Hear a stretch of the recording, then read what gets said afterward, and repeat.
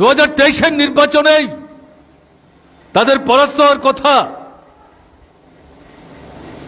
তীব্র কথা গোপনে আঘাত করে, বিশেষ করে উপজাতিদের ভোট যাতে বামপন্থীদের দিকে যেতে না পারে সেটাকে আটকে দিয়ে বিজেপির জয় নিশ্চিত করবার জন্য তারা যদি এই ভূমিকা, লজ্জাজনক ভূমিকা সেদিন গ্রহণ না করত, আজকে ত্রিপুরায় কিন্তু বিজেপি সরকার থাকার কথা ছিল না।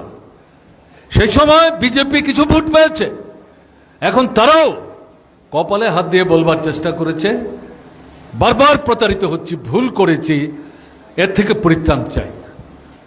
পরিত্রাণ যদি চান, বিজেপির সাধারণ সমর্থক যারা, গরিব, মধ্যবিত্ত, নিম্নবিত্ত, মহিলা পুরুষ নির্বিশেষে, তারাও এখন মার্ক্সবাদী কমিউনিস্ট পার্টির নেতৃত্বের সাথে যেখানে তাদের যোগাযোগ আছে, কথাবার্তা বলার সময় বলছেন আমরা তো পারি না সংগ্রামের সারিতে অংশগ্রহণ করতে, জানেন আমরা একটা দল করি, এই শাসক দল কি করে যাব, কিন্তু আপনারা লড়াই করুন, আমাদের নৈতিক সমর্থন আপনাদের পেছনে আছে, যদি অন্য কোনোভাবে আপনাদের সহযোগিতা করতে হয় আমাদের সামর্থ্যের সীমাবদ্ধতার মধ্যে আমাদের সমর্থনের হাত আপনাদের প্রতি আমরা প্রসারিত করব।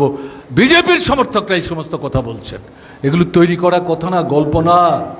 কাজে এই পরিস্থিতিতে যেটা আপনাদের কাছে বলতে চাইছি, লড়াই ছাড়া, আন্দোলন ছাড়া, সংগ্রাম ছাড়া বিকল্প কোনো পথ নাই। বিজেপি সরকারের অনিচ্ছুক হাত থেকে এই জনবিরোধী এই যে ভূমিকা, এই ভূমিকার নিরসনের জন্য লড়াই, সংগ্রাম সংগঠিত করতে হবে। প্রধানমন্ত্রী নিজে এসে প্রতিশ্রুতি দিচ্ছেন, বামফ্রন্ট সরকারের বিরুদ্ধে কোনো অভিযোগ প্রধানমন্ত্রী 18 নির্বাচনে তুলবার দুঃসাহস দেখাননি। দেখেছেন, একবার আমাদের সুযোগ দিন, আমরা দিল্লিতে আছি, ত্রিপুরায় যদি আমাদের সরকার আপনাদের ভোটে নির্বাচিত হয়ে আসে, দিল্লি এবং রাজ্যের বিজেপি সরকার মিলে অপূরিত যে সমস্যাগুলো, যেগুলো আপনাদের জরুরি, বামফ্রন্ট সরকার সেগুলো চেষ্টা করেও পূরণ করতে পারেনি, আমরা নিশ্চয়তা দিচ্ছি সেগুলো পূরণ করব। তার মধ্যে অন্যতম ছিল চাকুরির কথা, যেটা আমি উল্লেখ করলাম। তাহলে এরকম একটা জায়গায় দাঁড়িয়ে এই 8 বছরের যে অভিজ্ঞতার মধ্য দিয়ে এটা আজকে পরিষ্কার